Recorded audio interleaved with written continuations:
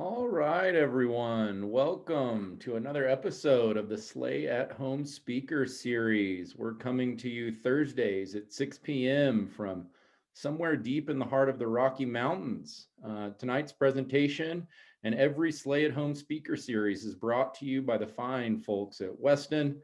Definitely give us a like, follow our pages. We're on Facebook, YouTube. You can stay up to date with everything going on at the Slay at Home Speaker Series. If you give us a like, give us a follow, we'll keep you up to date.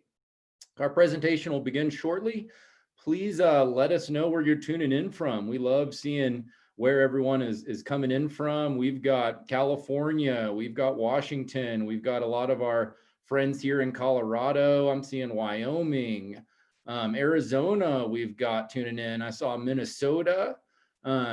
Definitely let us know if you're tuning in from abroad. I see a lot of our buddies from Canada are tuning in. We definitely love Canada. So definitely keep letting us know where you're tuning in from tonight. We've got a great presentation for you this evening. We'll kind of just keep letting people tune in here.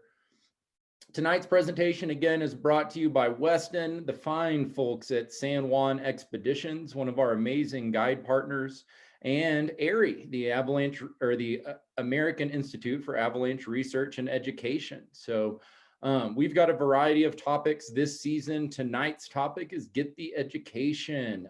This is one of the most important parts of getting into the backcountry.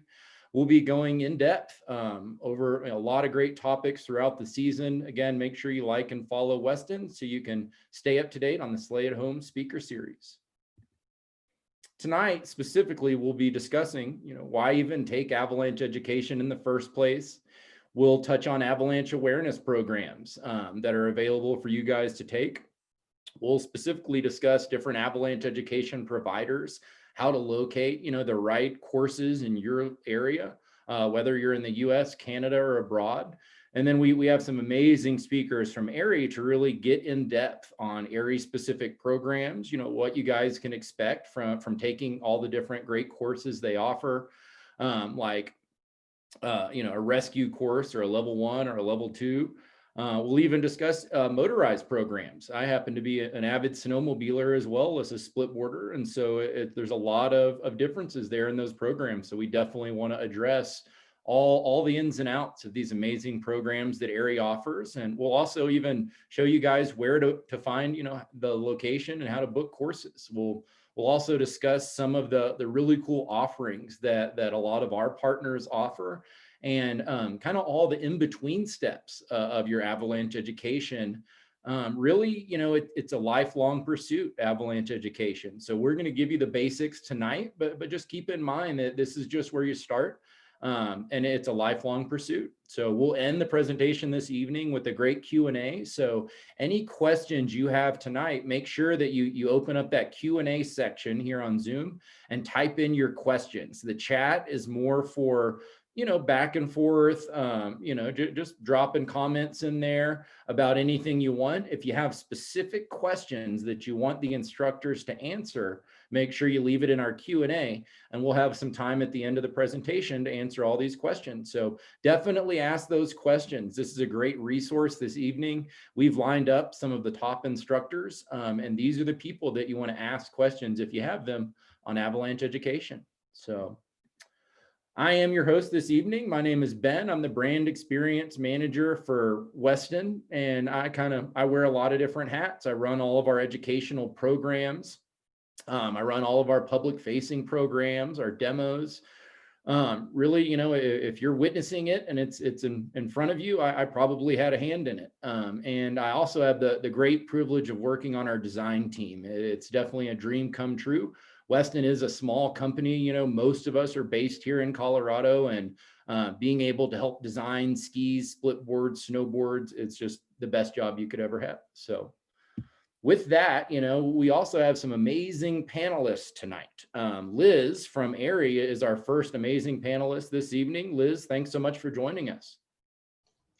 Thanks so much, Ben. My name is Liz Riggs-Mater. I'm calling you guys joining you all from Seattle, Washington.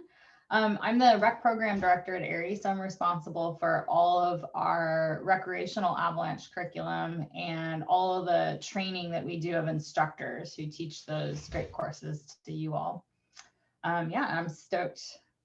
Thanks to Ben and Weston for hosting us here this evening. Thanks for coming. We are stoked to have you. We've also got Jeff from AIARE here this evening.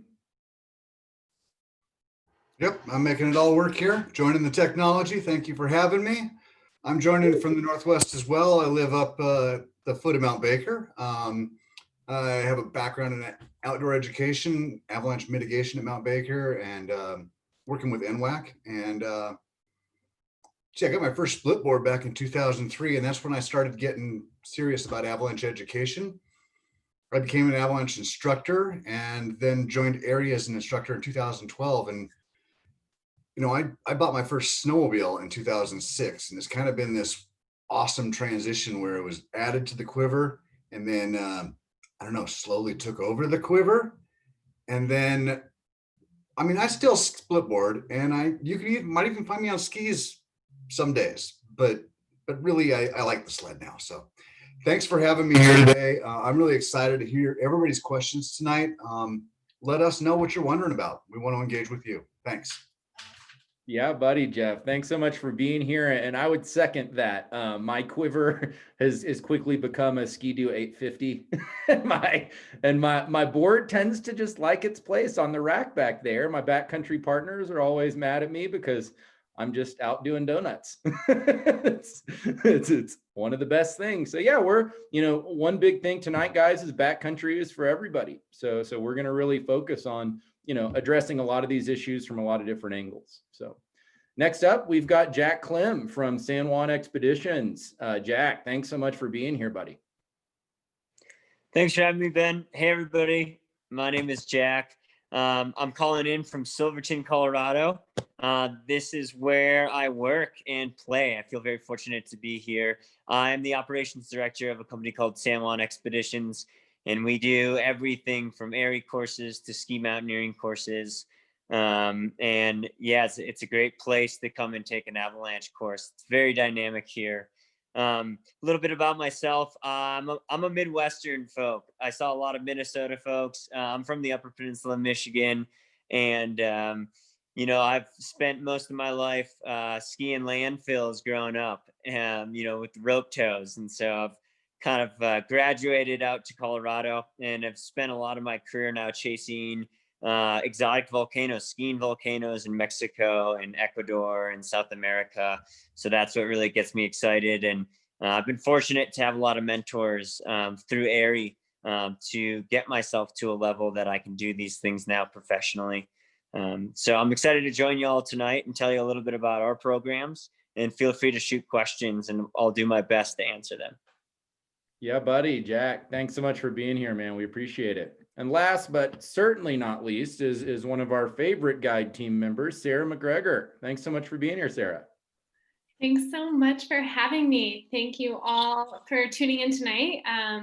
Again, my name is Sarah. I go by Sarah Mac, and I'm tuning in from Gunnison, Colorado tonight. I am a mountain guide here in Colorado, and I'm super excited to be working with San Juan Expeditions this winter with Jack. And I'm also working for some other great operations. And I've been guiding and educating for about 13 years.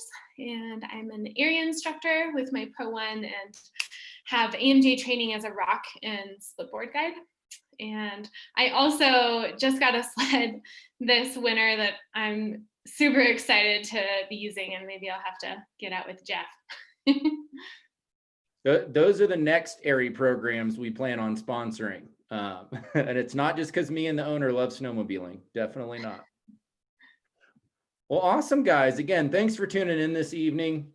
We're going to go over all kinds of great stuff, but first, why even take an avalanche course? There's a whole load of amazing reasons to take professional avalanche education. These are just some of my personal favorites. Obviously you'll learn to recognize avalanche terrain.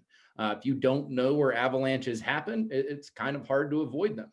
You'll learn to read an avalanche forecast, which is one of my favorite things. I check the forecast every day, at least a few times a week. And then, over the season, I kind of know what's going on, and it's not just a night before type of thing. So we will address checking the avalanche forecast in our next program, how to plan a backcountry trip. So definitely tune into that one. We've got an amazing local forecaster that will be walking us through how to check the avalanche forecast. So tune in then.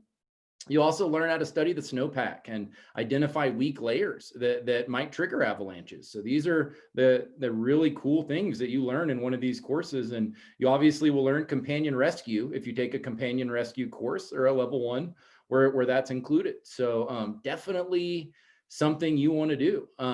This is probably why most of us are tuning in tonight to maybe learn a little bit more about what kind of class we need to take, what skills we need to know if we are in avalanche terrain or, God forbid, caught in an avalanche. So one of my favorite things about taking, an avalanche course is all the great people that you will meet. That is one of the biggest hurdles that we find, and we hear from our clients, is that they have trouble finding good partners. And so if you meet people at an avalanche education course, you're going to know that they have that baseline of education that you want to see, which is, usually a level 1, and you're going to meet some amazing guides, like the instructors we have today. These are mentors. These are people that can help you with your avalanche education for the rest of your career. When I got into backcountry travel, 10, 15 years ago, I didn't have these mentors. We didn't have as many people willing to kind of step up to the plate and really help you guys out. We certainly didn't have the resources that we have in 2020. So it's a great time to get into the backcountry. And we just want to give you guys all of the educational resources that you need to really get started on the right foot, or the right ski, right? So, really, again, we recommend taking, at least a level 1 course, and finding your own reasons to love avalanche education.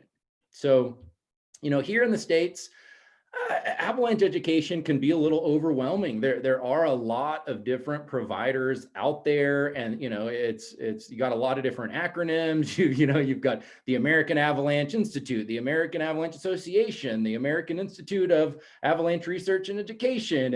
What does all that mean, right? So really, all you guys need to know is go to avalanche.org. This is where you begin. You go to avalanche.org. You look up education, and you find really great providers through that website.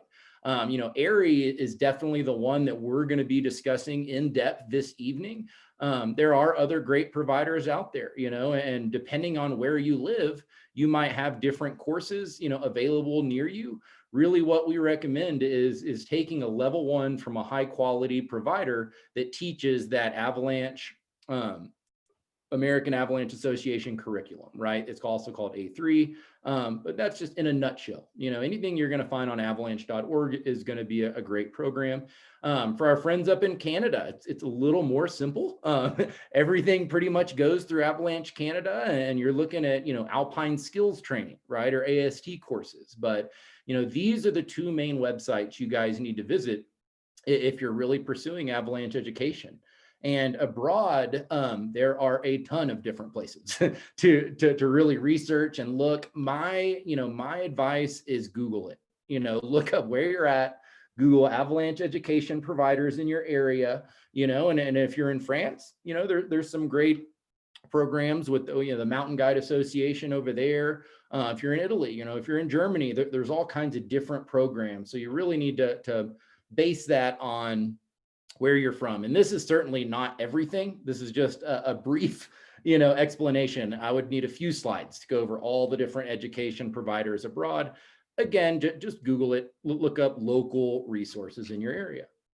So here in the States, these are the kind of tracks that avalanche education follows. You can see there's a recreation and a professional track. Really tonight, we'll be focusing more on the recreational track, which begins with avalanche awareness, a free 1-hour program. And then you get into level 1, which is a more in-depth program. I'll let, Liz and Jeff get through the details of what a level 1 is, what an avalanche rescue course is, and what a level 2 entails. But this is kind of the general track that you're going to start with, right? An avalanche awareness, again, that is, a free 1-hour course in most cases. They're normally available all over the place. At least here in the States, in Colorado, we've got, a different avalanche awareness course going on every week normally. Obviously this year, things are going to be a little bit different. You're going to see a lot more online educational programs. Keep in mind that, there is no replacement for in-person professional avalanche training. An avalanche awareness course is a great start, but it's certainly not, preparing you to really travel in the backcountry. There's a whole lot, a longer process that you guys are going to want to get into, but an avalanche awareness course is a great place to start. And Know Before You Go is the program that we really focus on here in Colorado. It was developed by Colorado and the Utah Avalanche Center. So it's a great program, and they have moved everything online this season. So you guys should be going to this course and actually working on these modules. You can do it in the comfort of your own home. So here's a little information about Know Before You Go.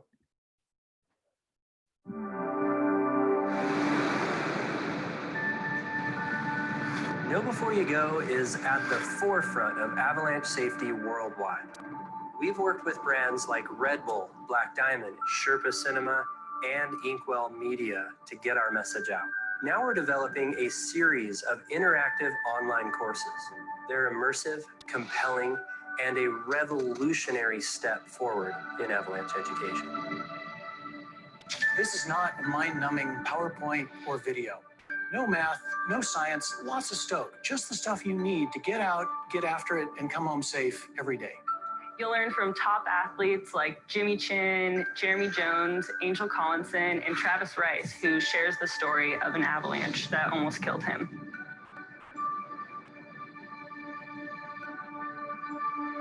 It's all online and it's totally free. Whether you're preparing for a level 1 avalanche class or just need a refresher this season, we focus on just the essential info to get you out in the mountains. For instance, in our Get the Gear segment, we go in depth about the equipment you need to be in the backcountry. Clothing, skis, snowboards, beacon, shovel, probes, helmets, you name it. Throughout the course, there's examples, quizzes, and videos. It's all interactive learning that's never been done before.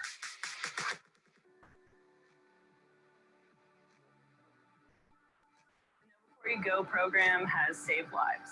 Most avalanche accidents could be prevented if everyone followed our 5 simple steps. Click on the link below and start learning what you need to know to ride this season.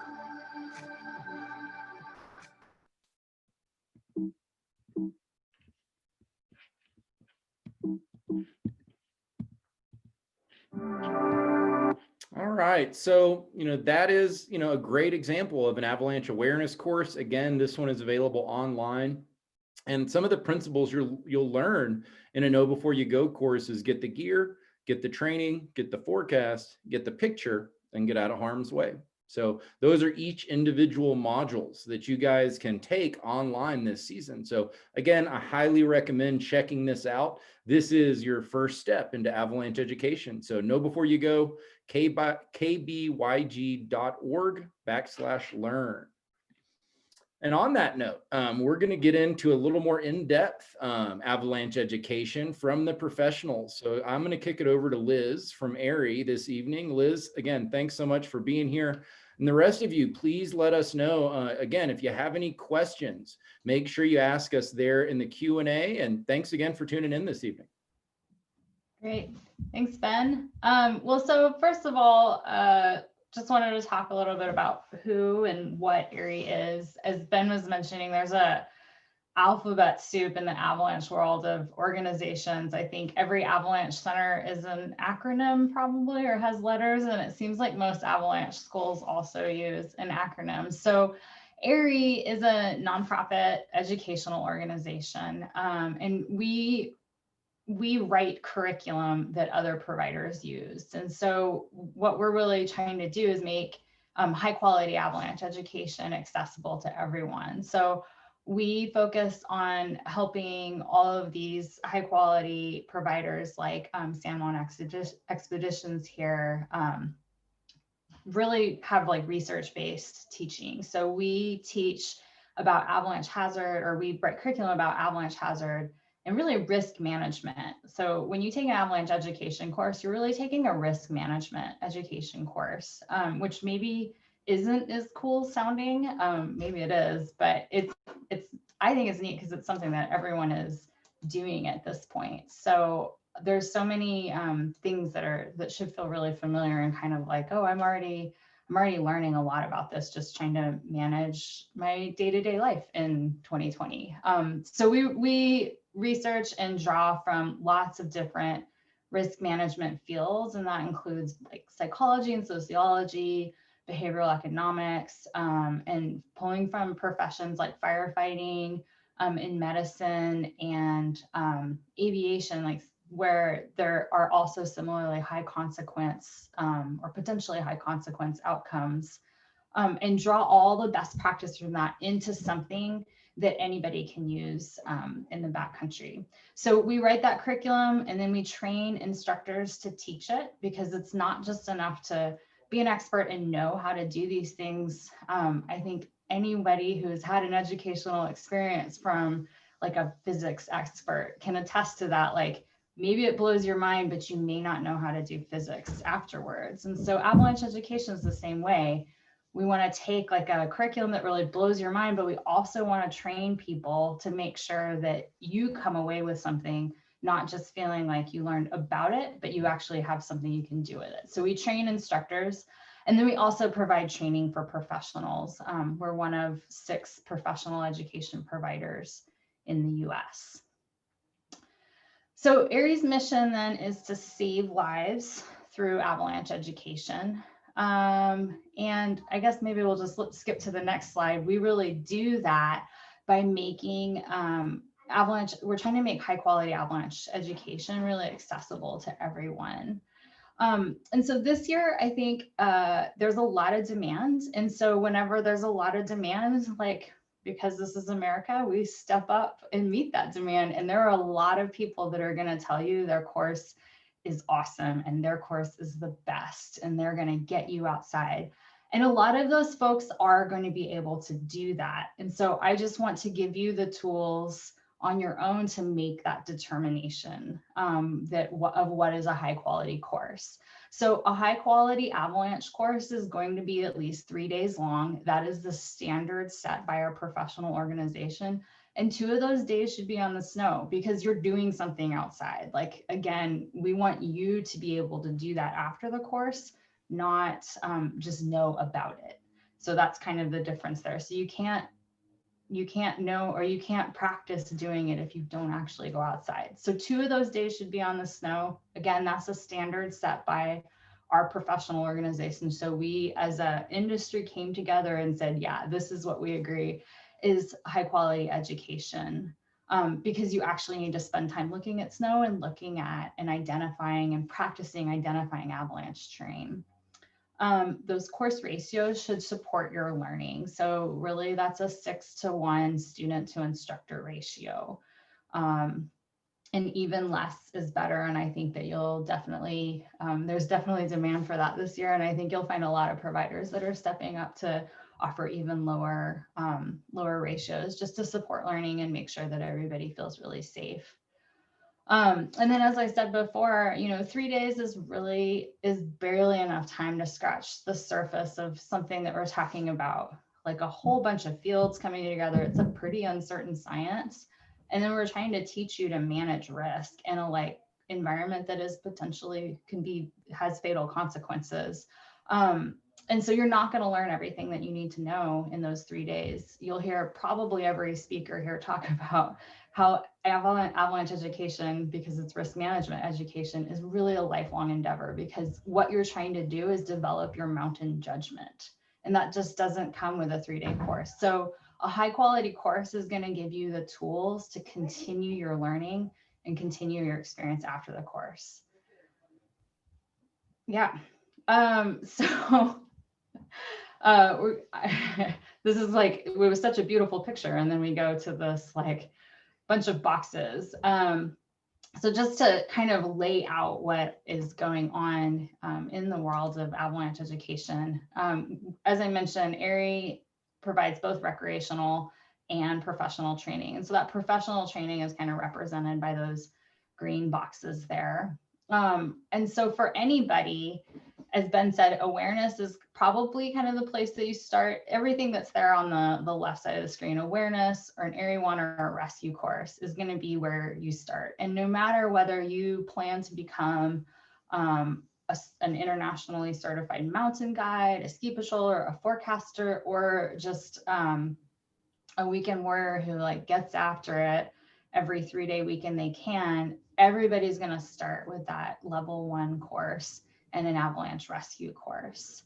And then from there, maybe I'll just mention that our pro course offerings, that's sort of the next step in there. And really that like, I think everybody's sorry, I'm pointing back to Ben's, if you go back to avalanche.org, that's a good place to find out specifically what's talked about in those courses. So I'll just like give a brief overview that really the pro one is that entry-level course that just teaches you how to be part of a risk management operation. So it's teaching you recording and observation skills and just like how to communicate with others. And then the Pro 2 course is for aspiring leaders in the industry who want to lead a risk management operation.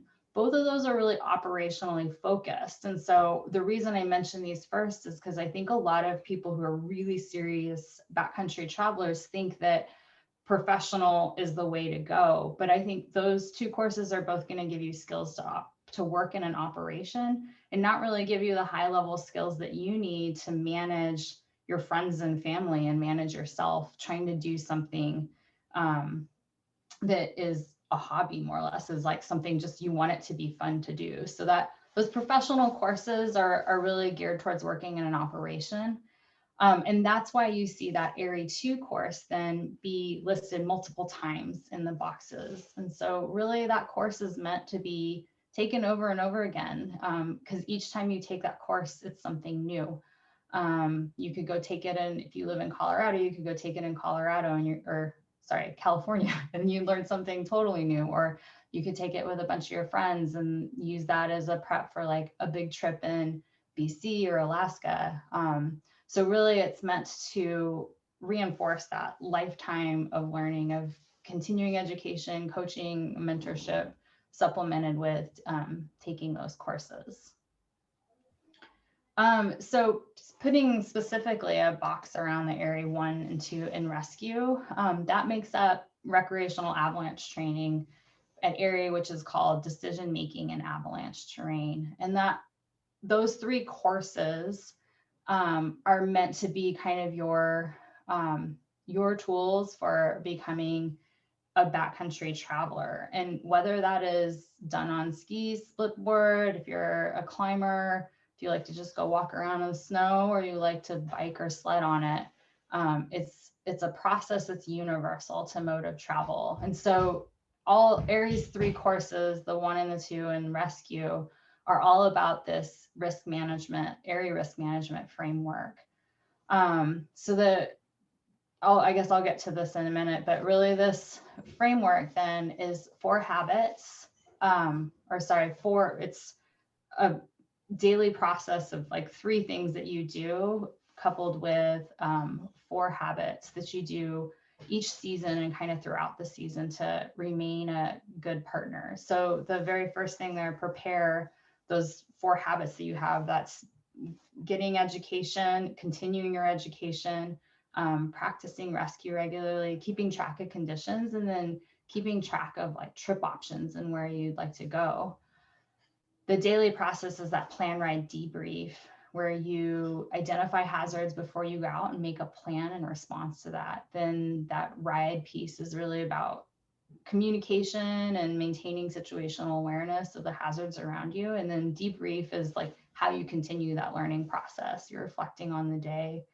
And then all of this is guided by a backcountry, like a set of what we call backcountry rules of engagement, which is really just like the foundation that ensures you have consensus and that everybody's on board and exercising their veto and challenging groupthink to me. And that's just using the power of the group to keep you all safe.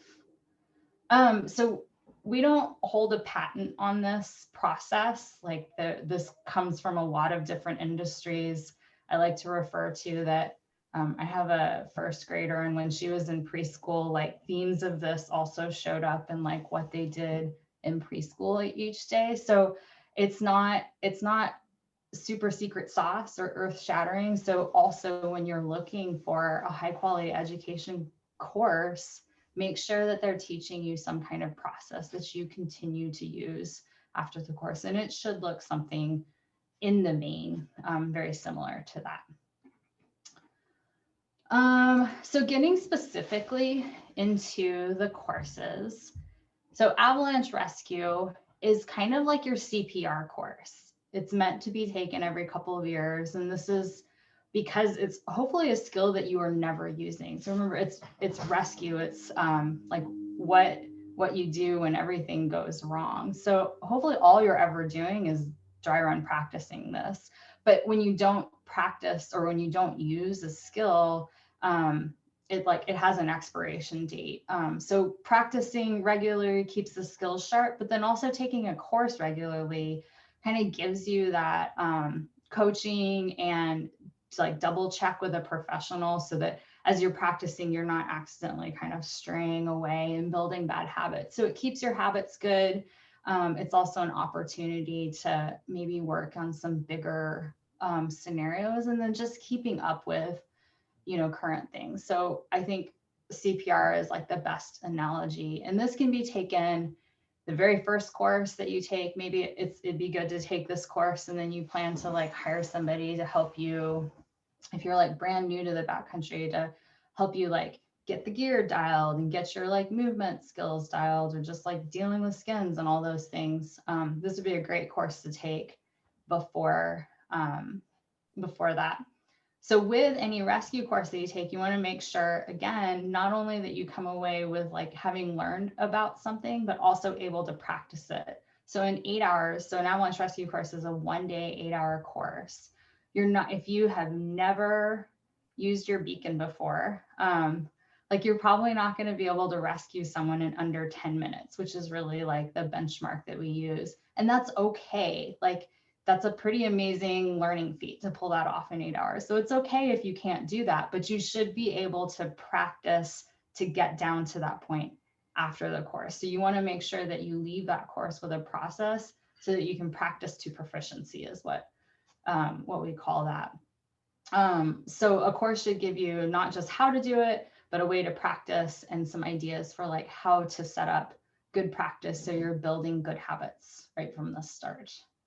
So I think what we have lined up next is a video maybe to give you a little flavor of what that rescue process looks like and what you will learn on a rescue course.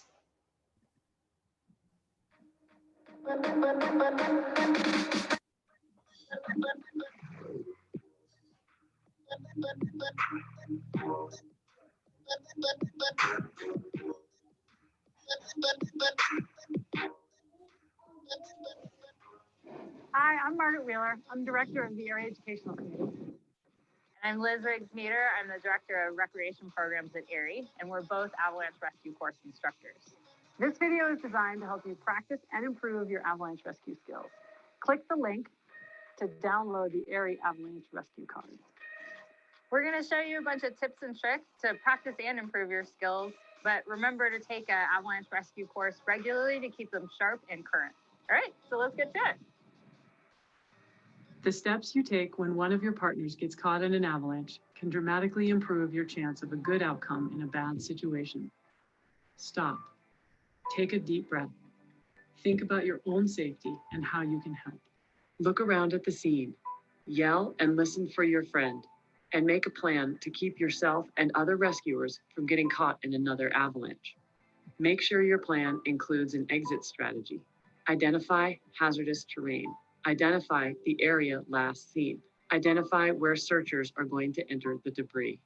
For example, if you witness the avalanche from below Enter the debris from the toe or the side of the path and avoid exposure to similar slopes on either side of the avalanche.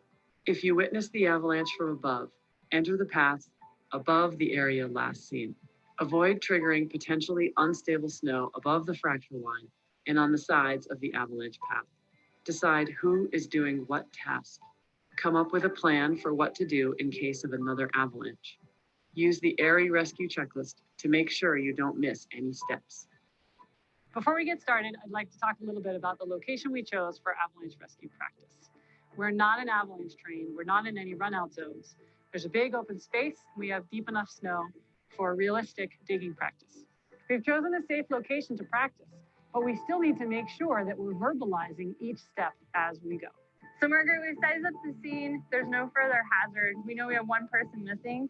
Since I have my rescue card out, I can take the lead.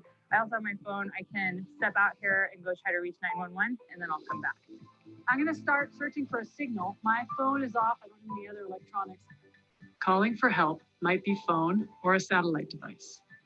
Take a second to organize your thoughts so you can tell them your location, nature of emergency, your name, the number in the group, and the number of people missing. I'm going to start the search here at the last point seen. In general, for this practice zone, our search area is down below us.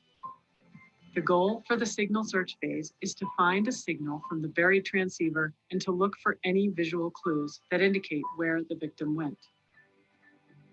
From the area last seen, pass back and forth across the slope, coming within 20 meters of the edges of the debris and 40 meters of your last search strip. Liz, I got a signal!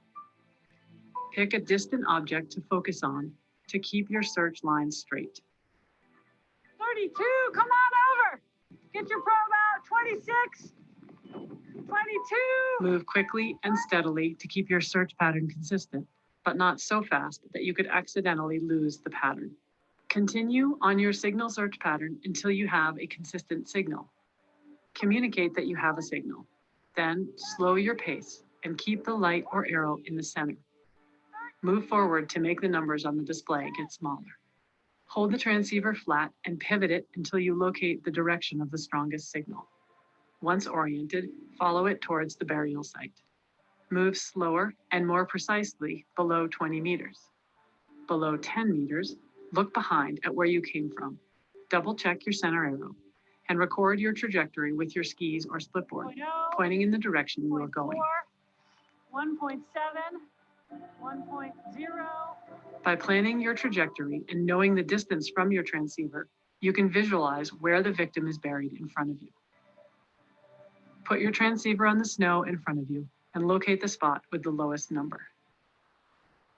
Move along the line until the numbers get bigger. Then, keeping your orientation, come back to the lowest number.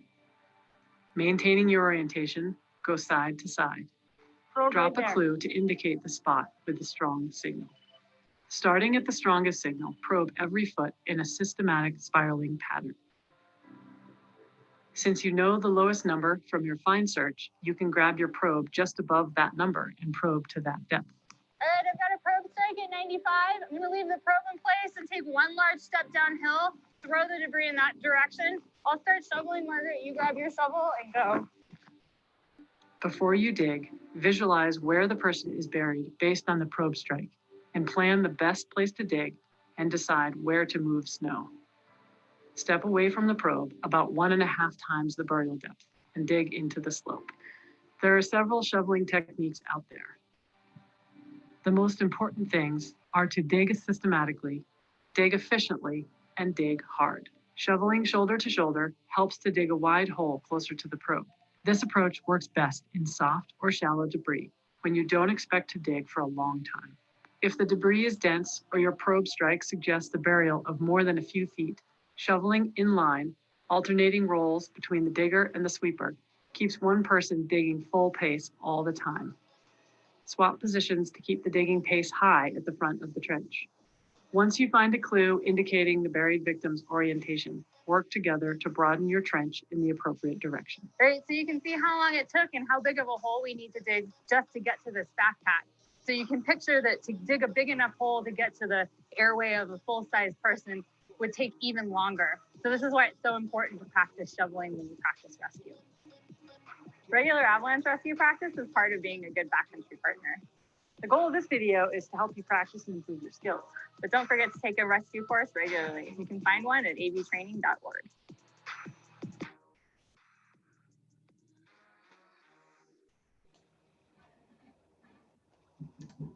Thanks. I haven't watched that video in a while. I forgot that it was the end of May, actually, in California when we filmed that, and it was puking on us. So that gives you an idea of the rescue process that we teach. And really, you know, we made that video to help people keep practicing, again, that practicing proficiently after their course. And so that gives you an idea of what happens on a rescue course. You'll just go through each of kind of those components and then pull it all together and just get a lot of practice running through that whole scenario. So with an AIARE 1 or a level 1 course, you know, this is really the foundational course where you learn that risk management process that you're going to use, you know, for the rest of your lifetime as a backcountry traveler. It's really just teaching you the basics of how to manage risk. And so you're going to come away from this being probably, like, hopefully a pretty conservative decision maker, and like probably have pretty limited options about where you can go after this, sort of depending on maybe your experience in the mountains.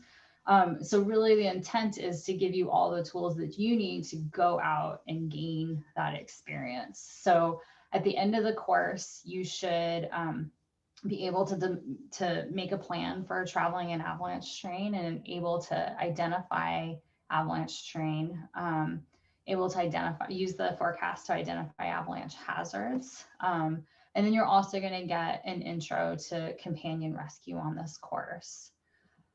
So really this can also be an entry level course and the first course that you take as a new backcountry traveler.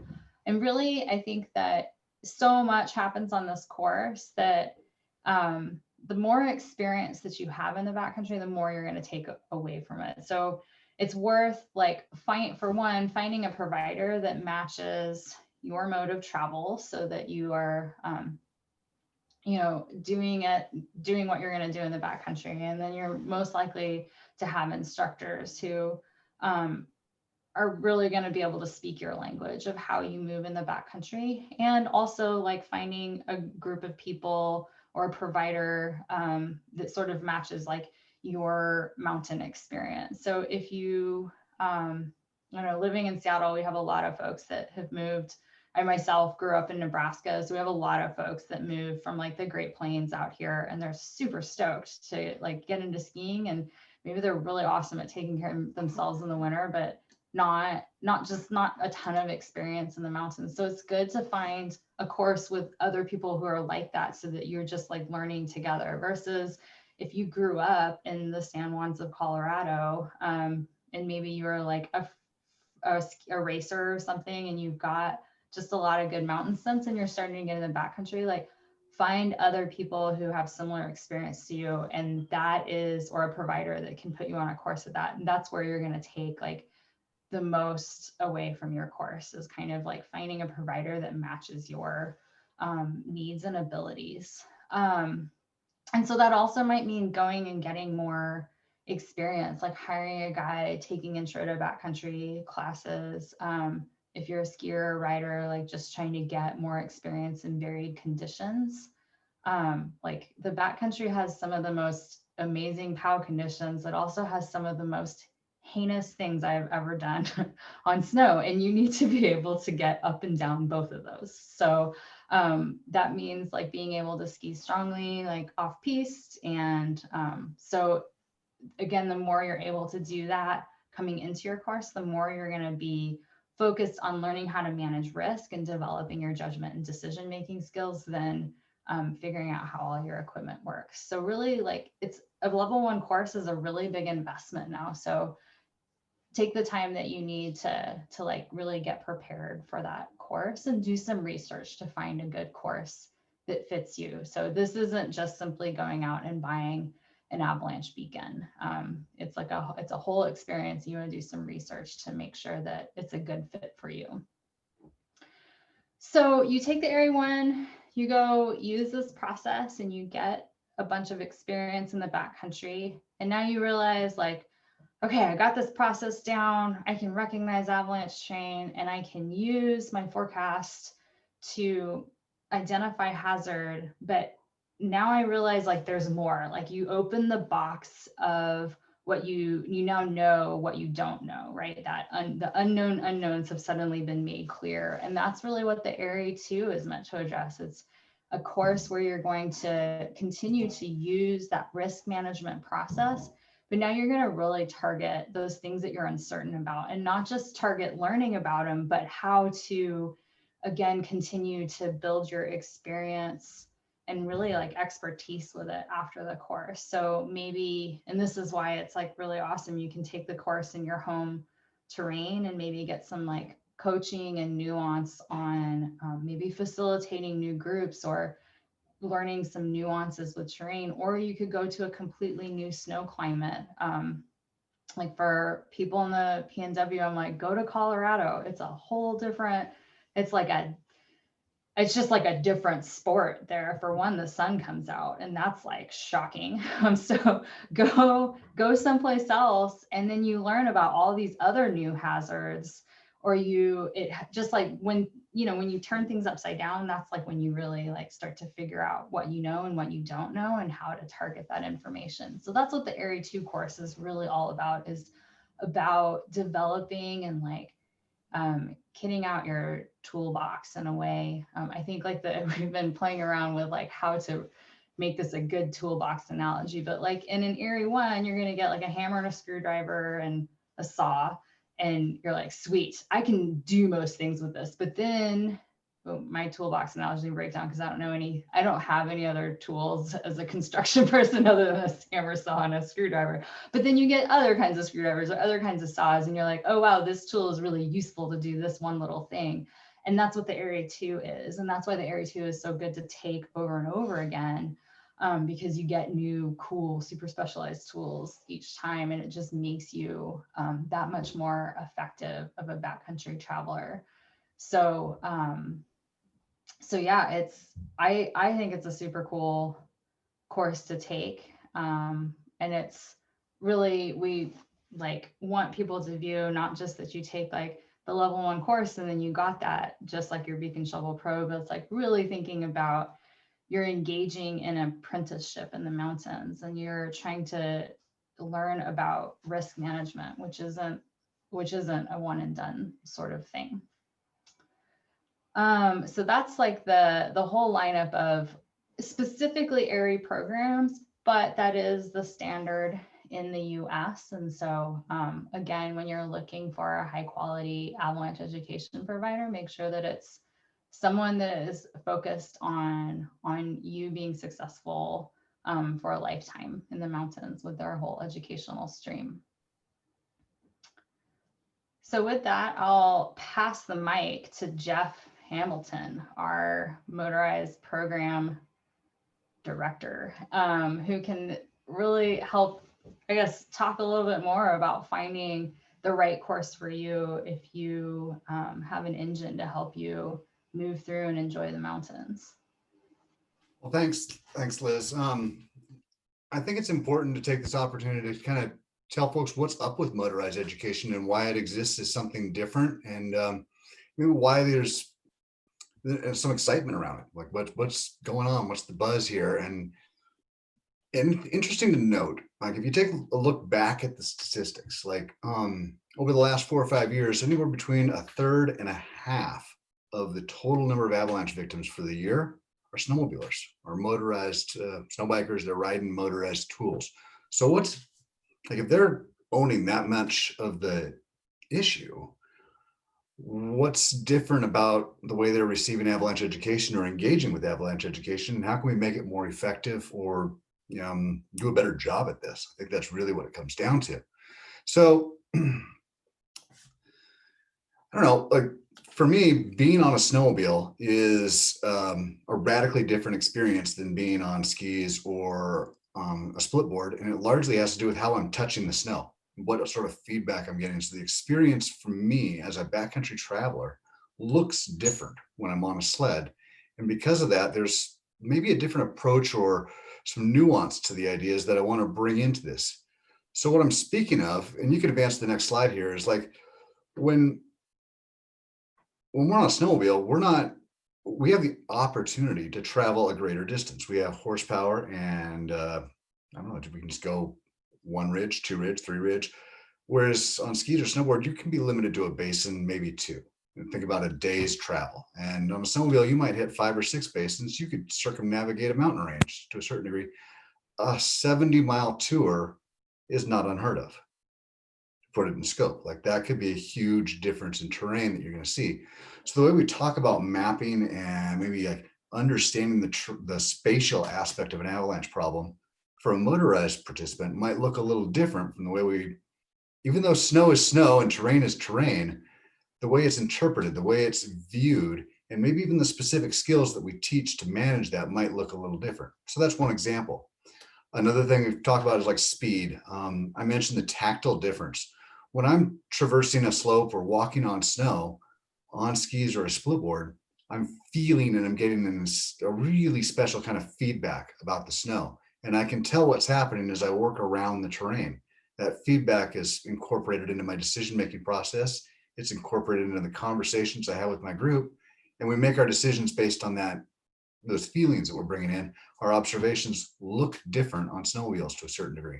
We can use the tool differently to achieve the same thing, but we teach that skill slightly differently. We don't go around feeling the snow with our feet as much, but we try to how does the snowmobile ski cutting through the snow? Let's find a good test slope and let's use the track to dig a quick pit.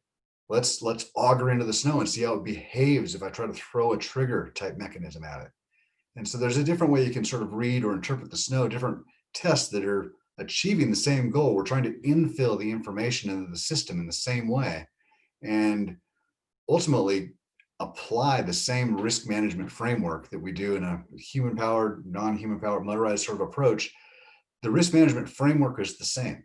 Snow is the same. The terrain is the same. And in reality, we're trying to coach our students, no matter what they're traveling on, to use terrain as the tool to manage risk. So when we have that sort of perception in mind, then what we're talking about here with the motorized specific courses really is driving, or it's AIARE's, it's a follow through really on what AIARE's been talking about when it comes to inclusivity.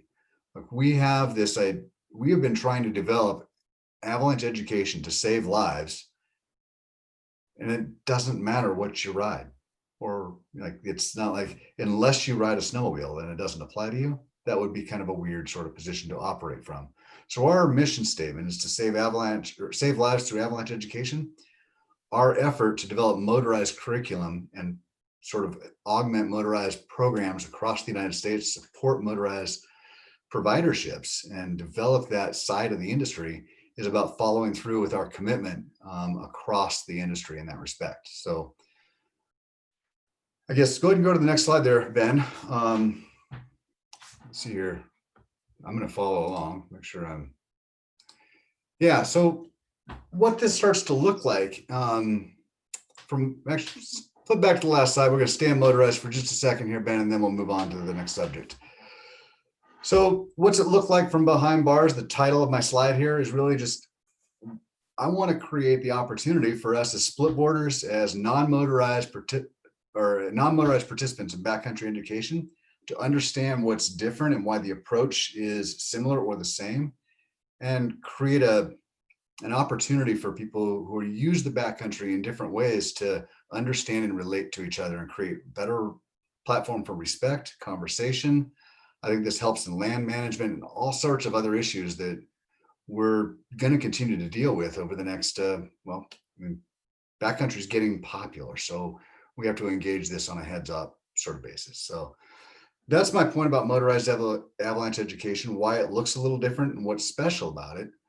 But at the end of the day, this is about choosing an avalanche course that fits your mode of travel and makes you excited about avalanche education. That's how you're going to follow through with a the level 1, take the rescue course and stay engaged and actually think that there's value in the level 2 and start to really engage in your avalanche education over the course of your backcountry career. You guys heard in my intro, I talked about how long I've been doing this and kind of what inspired me. Avalanche education has propelled me into this industry one step at a time. And it's been this incremental process of learning more things that's opened more doors and unlocked more connections. It's just been fascinating and fun, and it's really driven my engagement personally in the industry. And so I want to share that with you guys. That's what it looks like to get involved in the avalanche industry. So let's talk a little bit about what it looks like to get involved in the avalanche industry by looking at this pro course stuff next. Professional avalanche training is, as Liz was mentioning earlier, designed for it's designed for people who are working as avalanche professionals. So if you're going to go get a job as a ski patroller, if you want to develop your skills and become an avalanche forecaster, in other words, you want to work in the business, you want to be a guide. These are the types of courses you want to start to take, and they're intended to, as Liz said, give you a basic skill set, reinforce that skill set, and teach you how it applies to an occupational setting. That's different from a recreational setting, and that's why the two courses split about 5 years ago, and why we actually saw a focus in recreation on one side of the curriculum development and one side on professional courses. And in reality, this follows a similar pattern that's evolved in Canada over the last 20 years, where their professional avalanche education has driven and been focused for avalanche professionals, and recreation has been developed not as a side effort, but more as a focused effort on education to incorporate educators and what's known about education.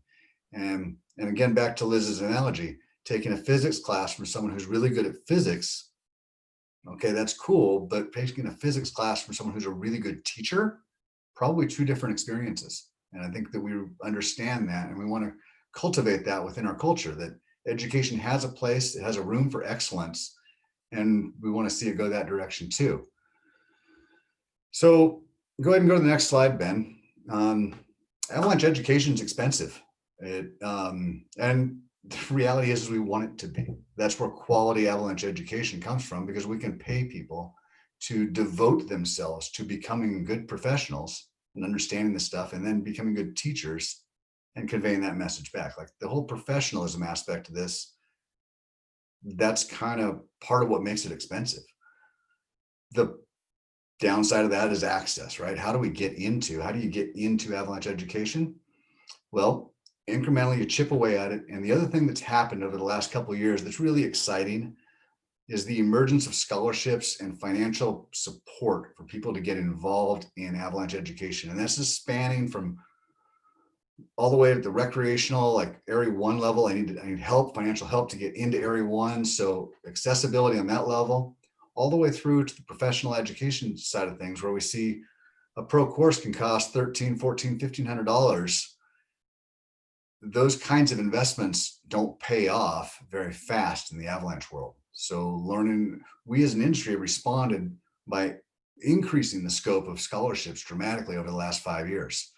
And it's really significant. So a couple of examples of that, Weston has worked with AIARE to develop a specific scholarship focused on getting people access to both recreation and pro courses. We've seen a similar program happen in the motorized world. You can sort of view the entire scope of scholarship opportunities from our website. Go to the AIARE avtraining.org website. And then if you look at avalanche education, click that tab at the top. The first thing that comes down, first top of that series, is scholarships. So it's pretty easy to find. And the point is, we want to make that a tool that people can use to continue to get into this and break down those barriers. We think that's really important. So also on that website, what you're going to find is a couple of directories. One is going to be a directory of AIARE course providers. And we have over 110 course providers across the country. 8 of those are, 4 of them are dedicated motorized course providers. Another 4 or 5 of them teach both human powered and motorized courses. And the remainder of them offer all human power courses, and that's like across the country. That's starting in Maine and going all the way through to Alaska. So you can find a course in the US through that link. Check that out. You can also look up specific instructors and see who they work for. So we were talking about how you connect with your instructor and how you connect with the right course. And, you know, I think that the opportunity for instructors to really connect with their students and then facilitate that conversation through their peers and bring their peers to more classes. That's kind of what that helps you do. It's like connect with the instructors and follow them to where they work, and be able to get the education you're looking for from the people who you grow to trust and sort of seek as mentorship in the mountains. And then finally, that on that list of websites there is the Weston and AIARE Guided Program site, and that's going to be the next thing we're going to get into talking about. So I think, yeah. Thanks so much, man. I can jump in here if you like, and like Jeff said, you know, you can find these courses on the AIARE website. You can also find some of our co-branded programs. We've identified a lot of these amazing AIARE providers across the U.S., and we've actually developed really cool partnerships with them.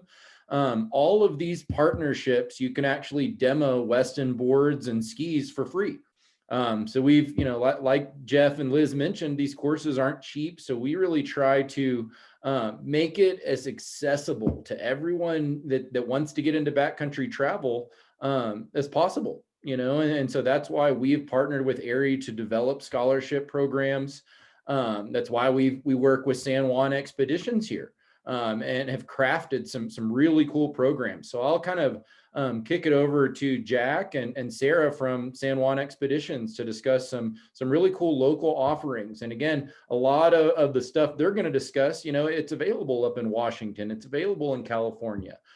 Check out our different programs on, you know, westonbackcountry.com. Thanks, Ben. So a little bit about, you know, what Liz and Jeff was talking about was that this is a kind of a lifelong pursuit. It's a progression. Learning avalanche education doesn't just stop after your level 2, or doesn't just stop after your pro 2. And as San Juan Expeditions, the company that I manage down here in the San Juans, I saw some Silverton shout outs and some Durango shout outs. So if you're in the area, or if you've never been here before, you should come and check out the San Juans. It's a very dynamic snowpack in Colorado, and it offers a great learning opportunity to really see firsthand what is going on below that snow surface, as well as how to manage that terrain in a pretty accessible area. And so when you're looking at getting into all of this, I've put together this little picture here on the left, and this is essentially a progression that we like to offer within our as a provider with AIARE courses, and then some of our own custom courses. Now, there's a lot of different mountain guide services, some locally, maybe some up in Canada that might offer something very similar, but this is just something that we've put together. And so starting from the top, you can see it's an intro to backcountry, like how do we get started, right? Well, a lot of those know before you goes with the free skills clinics, or there's might be even nonprofit groups around your area. One in Durango is called Friends of the San Juans. They do a really great mentorship program where they're taking people out of just like how to layer, like what kind of gear do you need? What do I put in my pack? What is avalanche terrain in general? It's a really good intro to even start to meet some of the folks like myself or other professionals in the industry to really get you started. And then once you're kind of moving through that, that's when we recommend taking that AIARE Level 1 course. You know, a little bit more about the intro to backcountry. It's a great place to get set up before you do your AIARE Level 1. You know, like Liz talked about, the more you're prepared for it, the more you're going to get out of this with your Level 1 or companion rescue or Level 2. And so feeling comfortable with your own equipment, knowing how to use your split board, knowing how to put your skins on, understanding how your shovel extends, or maybe there's a saw in it. Sometimes other companies make there's all these gadgets. And so understanding how your equipment works before you head out is going to help you go through your program or your course more efficiently and just get more out of it. And so with that, after doing your level 1, knowing your gear a little bit more, understanding the curriculum and the information, we need to continue that education and get more experience. And so with that continued education comes that companion rescue course. And then we offer a lot of other courses as well. We offer these alumni mentorship days. So essentially you come down and you do a level 1 course or a companion rescue course with us. Well, you are then now eligible to do a discounted or an affordable rate for like a guided day, essentially, of skiing. Typically, those guided days are twice the cost of what it would be if you were an alumni. And so we're just trying to make it a little bit more accessible for folks who are really invested in continuing their education. And so our Avalanche Mentorship Day, it's like a 6 to 8 hour day, depending on folks' abilities. And we're just getting you out there. We're getting you mileage, traveling through the terrain with a professional instructor and guide, and just as a safety net to help you start to make more of these decisions yourselves. We also do an Avalanche Mentorship Day combined with a companion rescue course. And that's something new this year. And essentially, it's just the combination of the 2 days at a discounted rate. And then we do an Avalanche refresher and then an intermediate backcountry skills day. So that's for folks trying to really like push into like they're really strong skiers and they want to ski big lines in Alaska or want to take a hut trip. We're trying to get them ready to eventually take that level 2 course. And so with that continued education and mentorship with our guides or instructors, moving into that level 2, essentially you're going to continue that education after your level 2 course. Again, it doesn't just stop there. And, you know, even for myself as a professional, I'm still taking forecasting courses and professional level avalanche education. So you need to continue that mentorship. And what does a mentor look like? A lot of folks have asked me that question. It's not the crusty dude at the bar in Silverton that skied all the lines west of Red Mountain Pass. That's not necessarily your mentor. Though he might be a ripping skier, the mentor is someone that is going to explain why and go out with you and make decisions with you and help you practice those things. And most often, if they're certified or professional, they're going to be trustworthy individuals. And so what we're trying to push here is filling in a lot of these gaps in knowledge between courses. And that's where you're going to get that through our continued education and mentorship days. So with that, we offer a ton of different courses. As you can see under the last continue education tab, we do like a ski mountaineering training. It's like a 3-day course with like winter camp. Sometimes we do it in a hut. We do expedition trainings. I work on the summit of Denali. So sometimes we get folks out that are really interested to like climb 7 summits. So we're just really trying to elevate folks to the highest level they want to get to.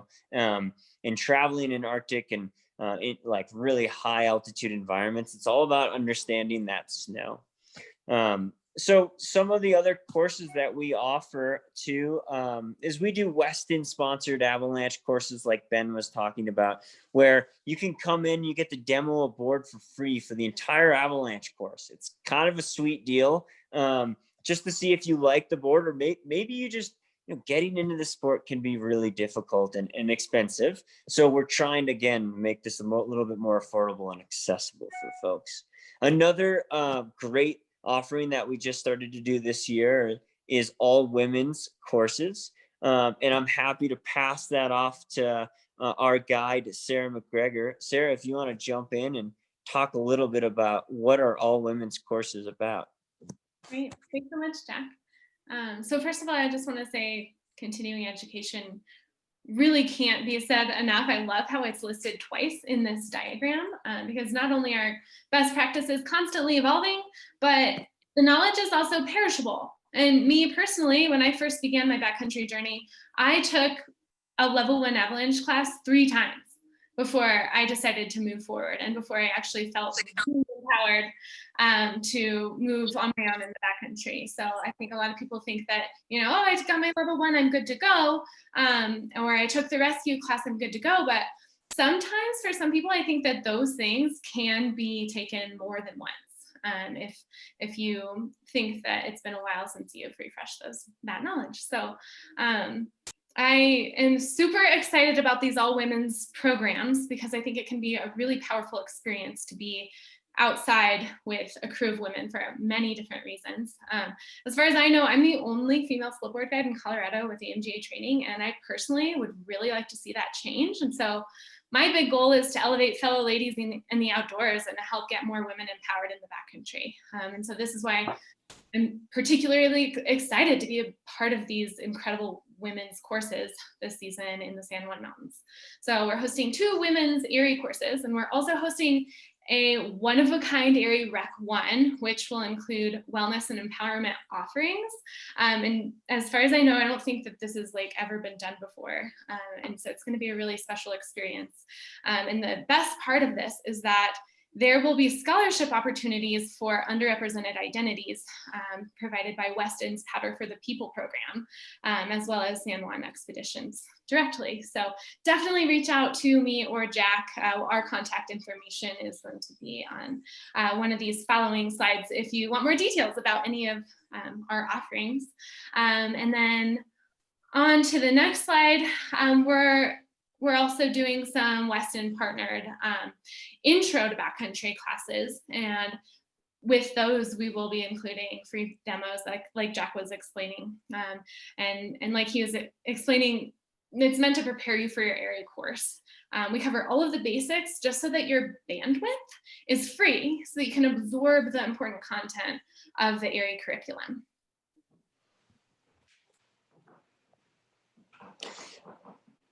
I can talk a little bit about hut trips, Sarah. So one thing, a lot of AIARE providers also include our hut trips within their programs. I am biased to these. I think learning out of a hut is so awesome. You get to really immerse yourself in the environment, number one. Number two, the learning doesn't just stop at 5 o'clock. Typically, you're hanging out in the hut, cooking dinner, getting to know the instructors more on a personal level, getting to hear their experiences and learning from that. And then getting to meet more other folks and maybe find out you could be touring partners with them, or getting to know people on a more personal level, I think builds a stronger connection. You know, personally, I like to choose wisely of who I take out in the backcountry as friends. So it's a great opportunity to meet a lot of other folks and really immerse yourself in that environment. Now, you know, we'll see with the times that we're living in now, the climate of the world, we're pushing right now. We're going to have a lot of strategies to continue running these hut trips, but we'll continue to see as things progress. But if you have an opportunity to do an AIARE course out of a hut, I would definitely recommend it. Here's a great picture of, this is AJ, one of our guides and instructors, teaching a little bit about slope angles. So you can see folks hanging out in the hut, and again, just we can set it all up, and it makes for a really unique learning environment being based into the backcountry. And then here's a little flavor of some of the terrain that we get to use for our avalanche education. So if you want to roll the video, Ben, you can take a look at just a preview of what we offer here. You.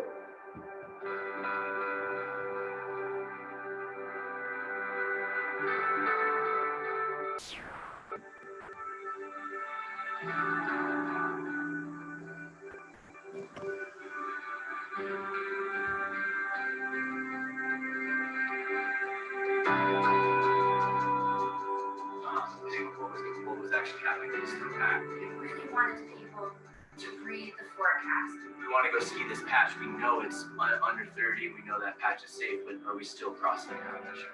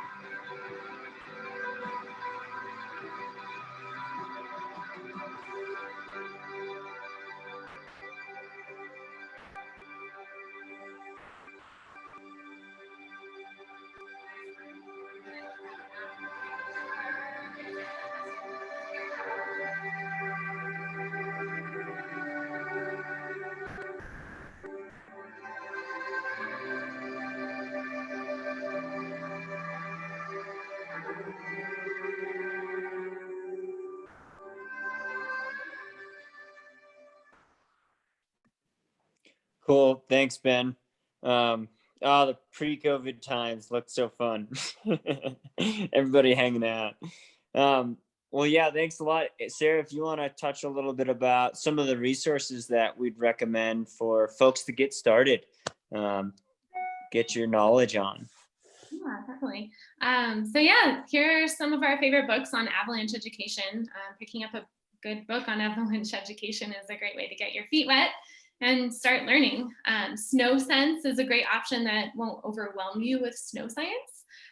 Freedom of the Hills is another fantastic option. That one's kind of the Bible.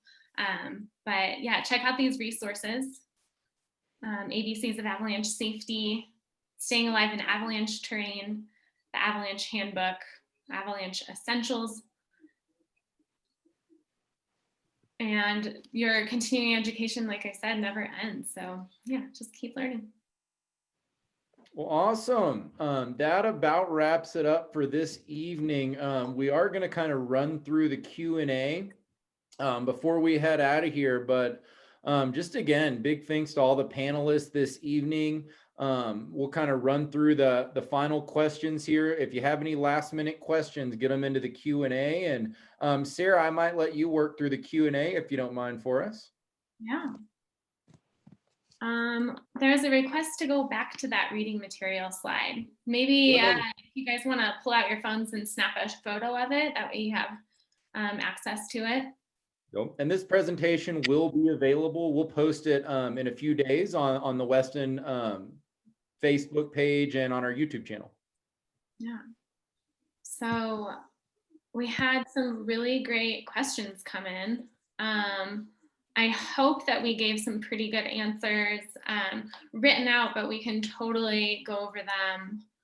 The first one was, what supplements to an AIARE/AST course have you found valuable to keep fresh each season? And Jeff mentioned that snow and avalanche workshops can be a really huge resource, specifically because they bring together the latest science that is constantly evolving, and you can learn from a lot of amazing mentors and people in the field who are really pushing the science in this area.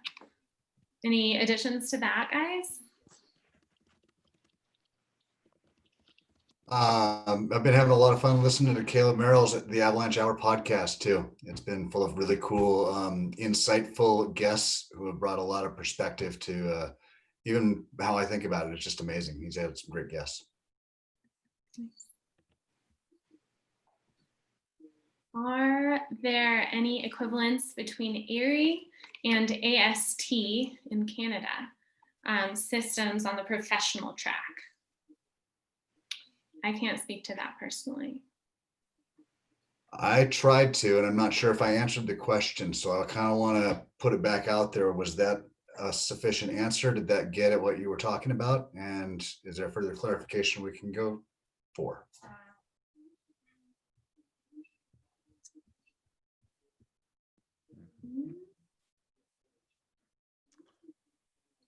You know, I don't know that there's a direct correlation, but Canada certainly has its professional programs, and that's kind of, you know, they've been on that system since day one. You know, they have those pro level programs that are specifically for operations and operations management, just super focused on the professional track.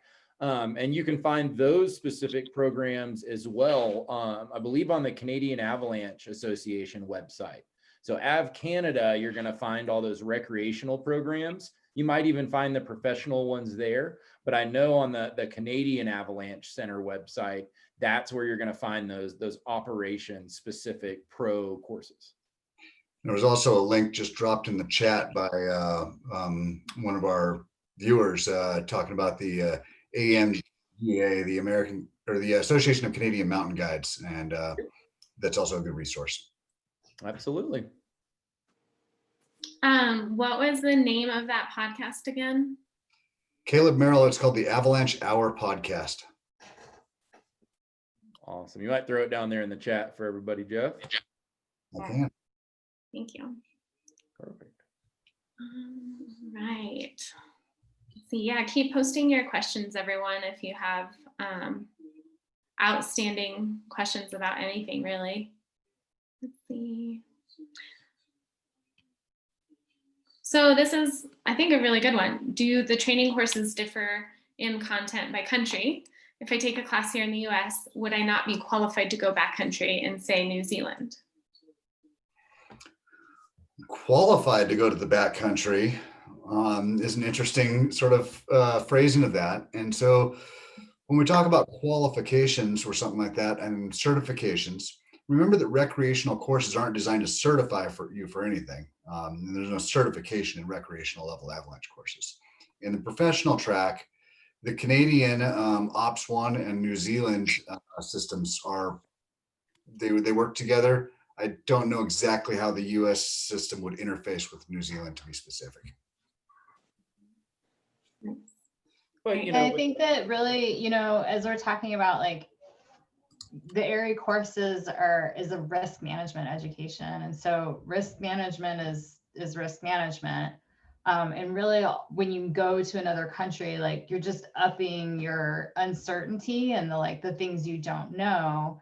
And that process is going to give you the ability to kind of like dial back your terrain choices and learn, you know, on an AIARE 1 course and an AIARE 2, you're going to really focus on like, how can you systematically step out into new things. And so I think Sarah had talked a little bit about like comparable snow climate. So like if you're going from Washington to New Zealand, it's like going to look pretty similar, but like it's going to be totally brand new terrain. And then the people who are providing like the avalanche forecast are going to use different language and describe things differently. They're going to like pronounce everything differently.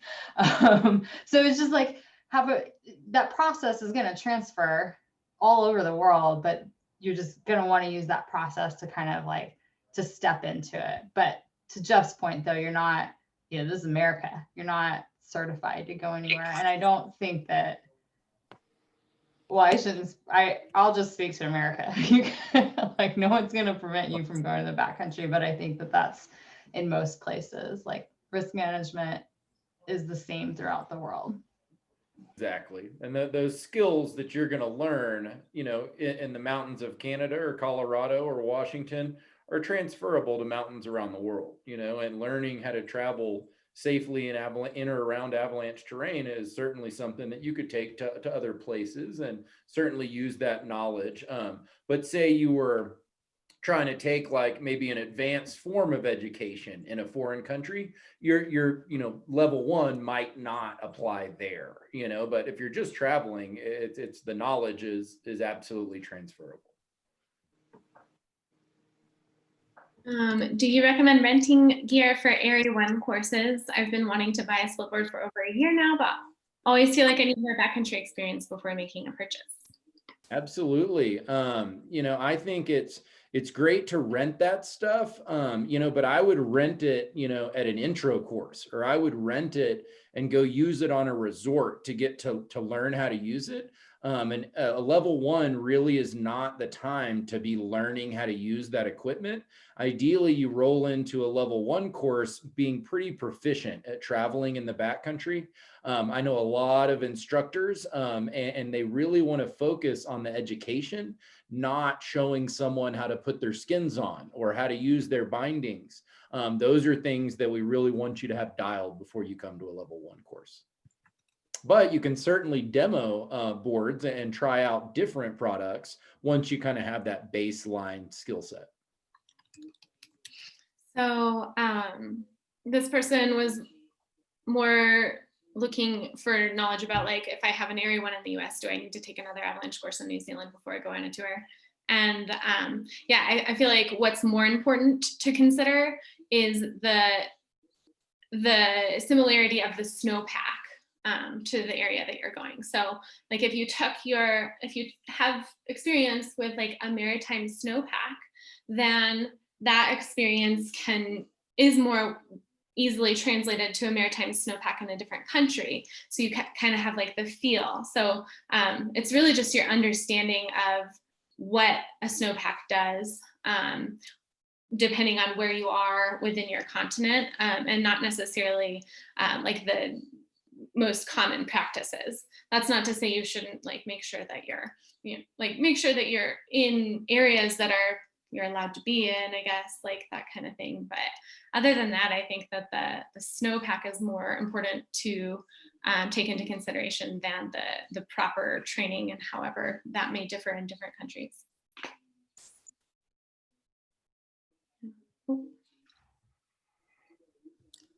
What other questions do we have?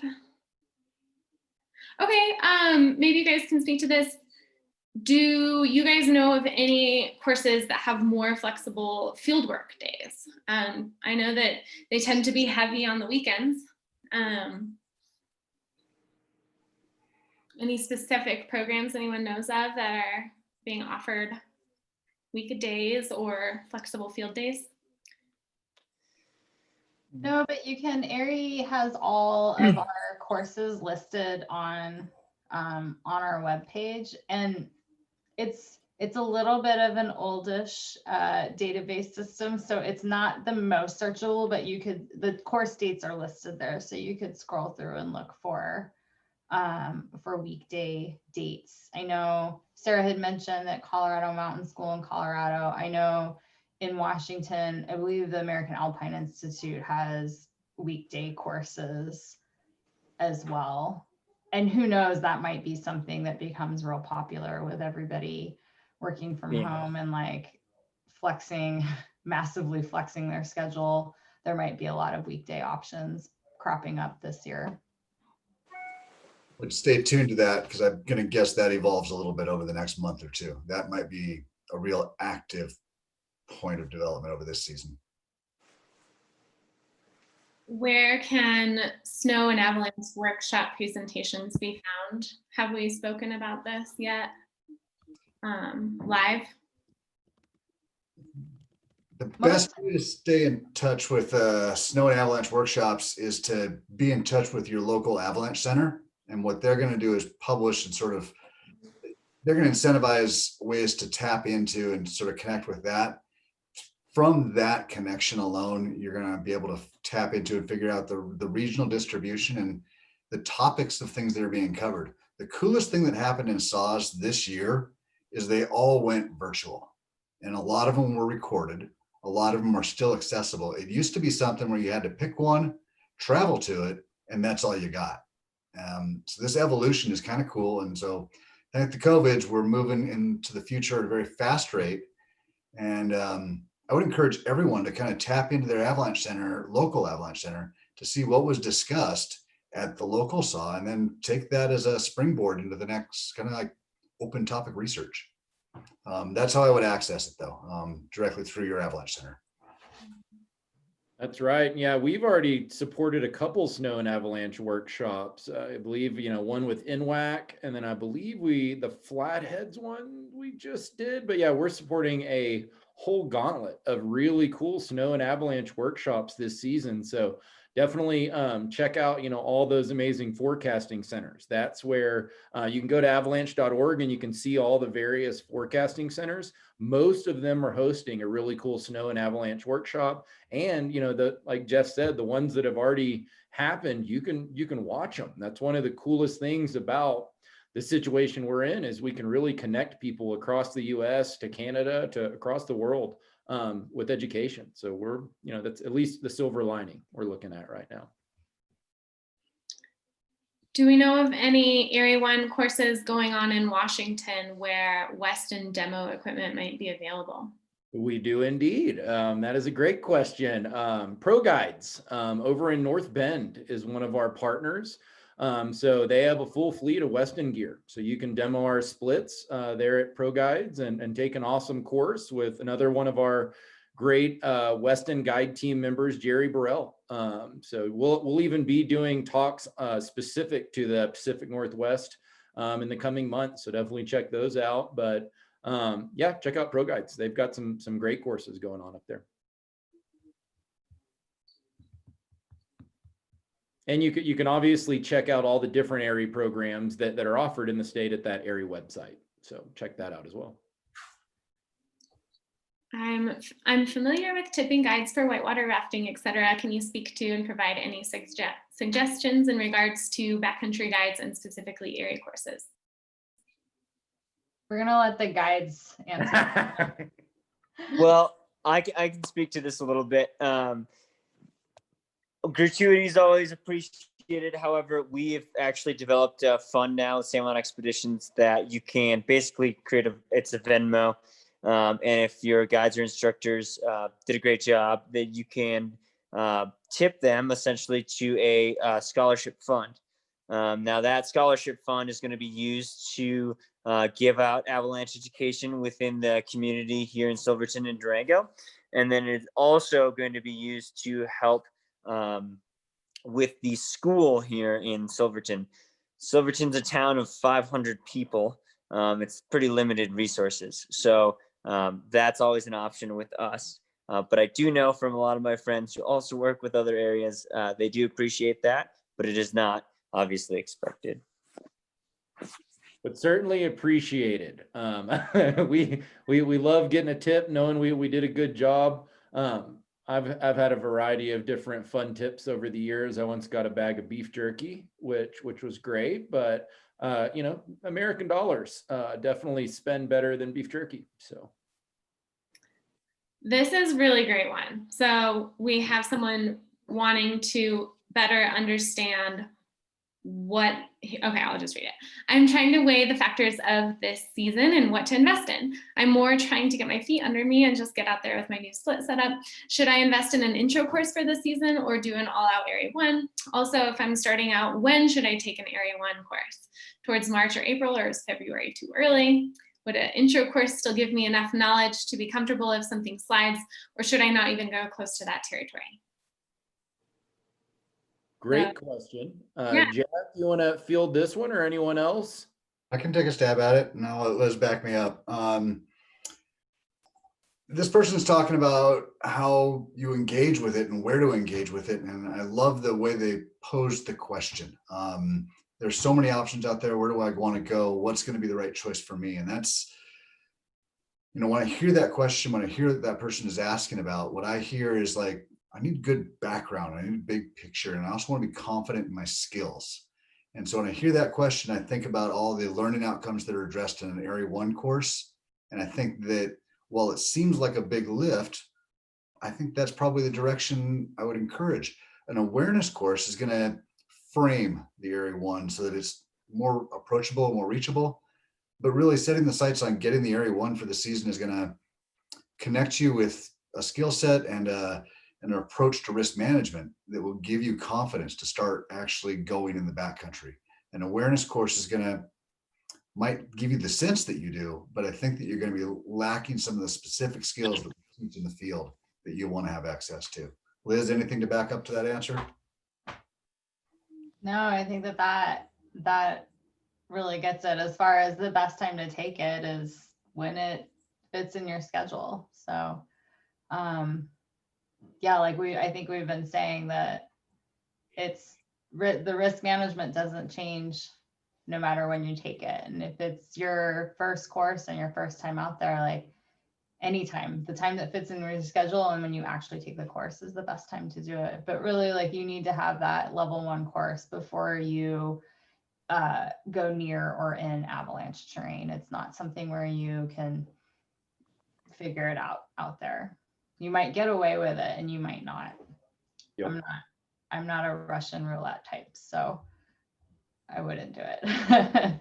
Yep. I would absolutely echo both Jeff and Liz. You know, in an intro course, you kind of get a glimpse of what you don't know and you realize, oh, like there's a lot more to this.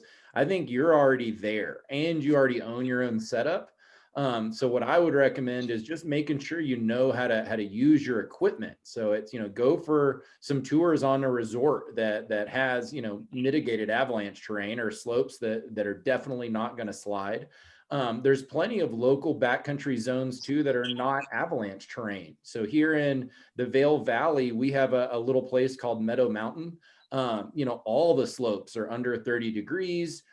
It's a perfect place just to test out your equipment, test out your layering, you know, make sure that everything is dialed before you really get into avalanche terrain. I go tour, you know, at Meadow Mountain every year just to dial in my equipment, right? And I take my split board on the resort to dial in my equipment before I ever take it into the backcountry. So that's what I would recommend. And I agree that you know, level 1 is probably where this person wants to go for. Nice. Any East Coast Weston sponsored courses? You know, we've done programs with Acadia Mountain Guides before, and we plan to release some more programs this season or next season, hopefully.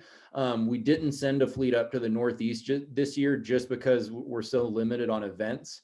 We are going to be running a lot of great programs with Catamount Trail Association and Outdoor Gear Exchange over in Vermont. So definitely check those programs out. You can, you know, check them out at Splitboard Northeast, splitboardvermont.com, or the Catamount Trail Association. You should be able to find more details on some specific tours we're sponsoring, and Outdoor Gear Exchange has a fleet of Weston stuff. So check them out. So here's one that I would love to talk about just because, okay, what is the coldest temp you've camped in? Was it worth it?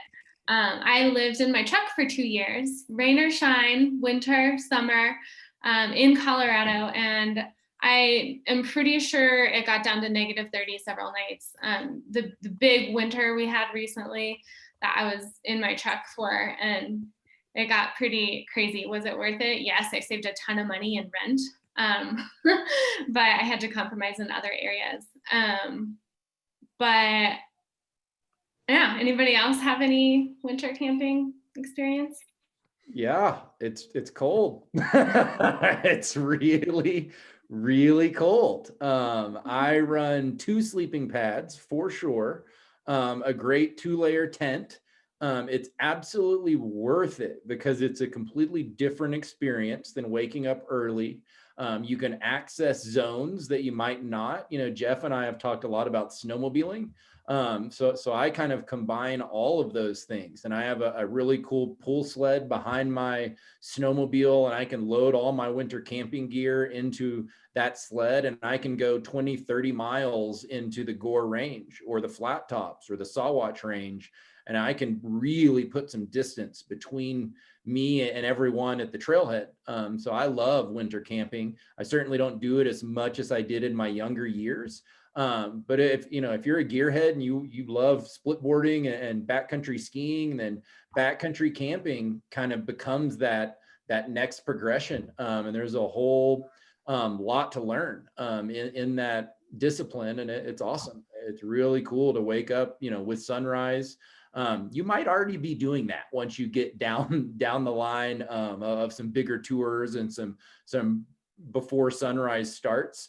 But it's great. It's an amazing thing. Backcountry camping in the winter, for all of us that love camping in the summer, just turn down the thermostat a little bit, and that's winter camping. It's great. And you get to do your favorite thing and access areas that nobody else does. So it's really cool. It's just one more tool in your toolbox, right? All right. To really get out further and see more.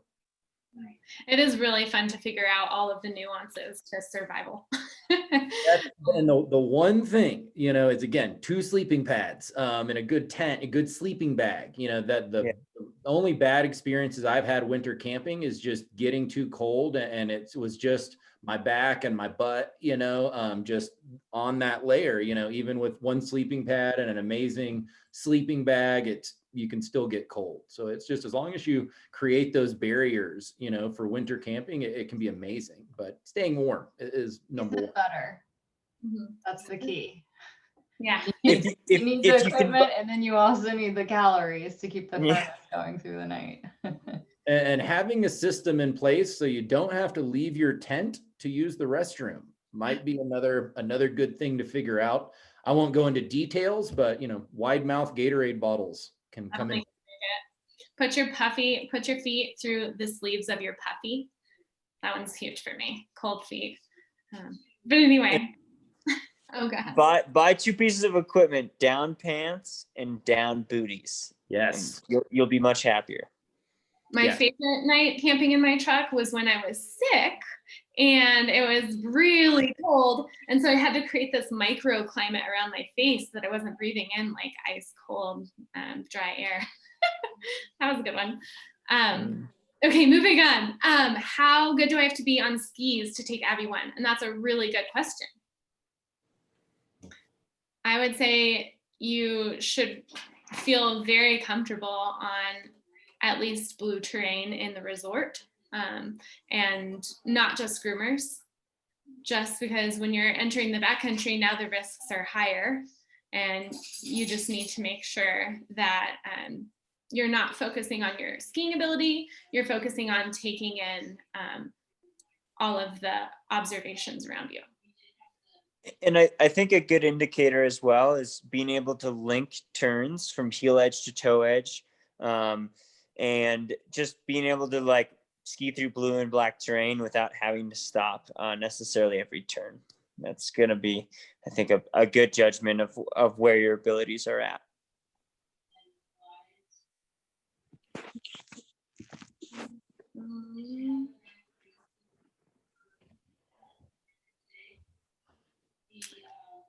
Are there any questions that we didn't get to? I see 8 there in the Q&A. Have we answered all those? Yeah, I've been kind of scrolling through those ones. Awesome. Someone asked about AIARE courses in Michigan, and I'm not an expert on if we have course offerings there. I don't think we do. There was a provider in Salt Lake that worked with, it's a Boyne area, maybe it was Boyne. And so they came out and they taught some stuff there, and they did some on the snow things, but then I think it was coupled with those folks came to Park City to finish the course. So that's the only thing I've ever heard of in Michigan. And I don't think that actually might have been for patrollers that worked at one of those areas, but that's the only thing I've heard of in Michigan. Yeah. Mad respect for y'all's skiing ability, but it's not avalanche terrain. Not avalanche terrain. Maybe Mount Ripley a little bit. Maybe this is the perfect opportunity for a destination course. Lawns have some pretty cool places to stay as well. In Silverton, maybe it's a spot to go check out. Maybe you stay in Ouray and sit in the hot springs after a full day of avalanche education. Yeah, think of it as a learning vacation. So if you can only afford 1 course this season, I get it. the gear and everything just adds so fast. Which should you start with? Should you start with an intro to backcountry course, or do some intro stuff with friends and then take an AIARE course?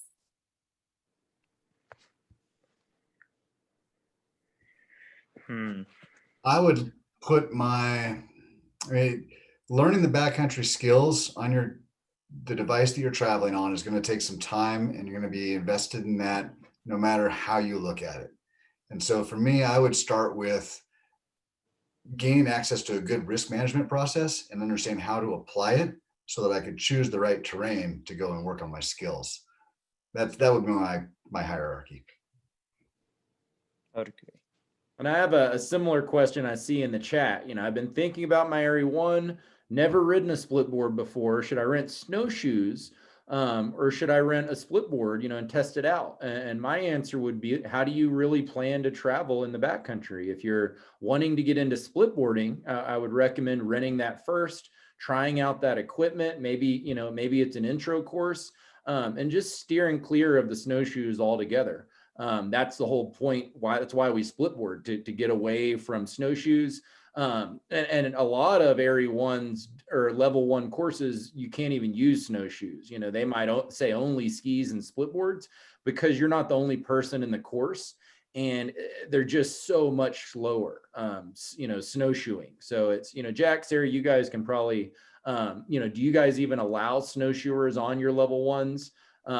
And would you say the same thing? We really recommend on being skis or a snowboard and knowing how to use it before you get to your AIARE 1. Yeah, we don't allow snowshoes on our avalanche courses. We just found there isn't enough folks on snowshoes to take that course. And typically with snowshoeing, it's a much slower and more cumbersome pace. Hence, yeah, like Ben said, hence the split board. It's the answer. Yeah, buddy. I think that one great benefit of snowshoes is, number one, it'll get you out there, it'll get you started. But the great benefit of snowshoes, in my opinion, is to help you truly understand how much you'd rather be on a split board.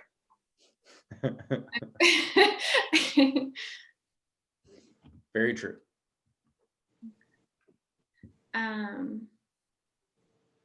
What skills should we work on at the downhill ski resorts that would improve our backcountry experience? Moguls, ice.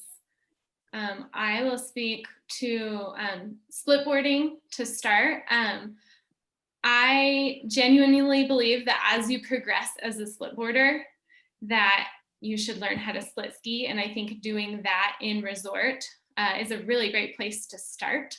And what that means is you're literally just skiing with your board split apart. But I think that variable terrain, if you can just get off of the groomer in resort, I think that that's a really good place to start, whether you're on a board or skis, because the terrain in the backcountry is never really consistent. Yeah, I would absolutely agree there.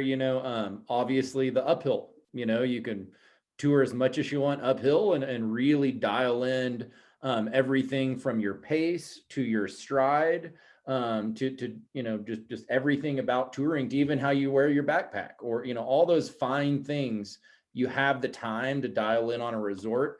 Also, tight tree skiing, like Sarah mentioned, variable terrain.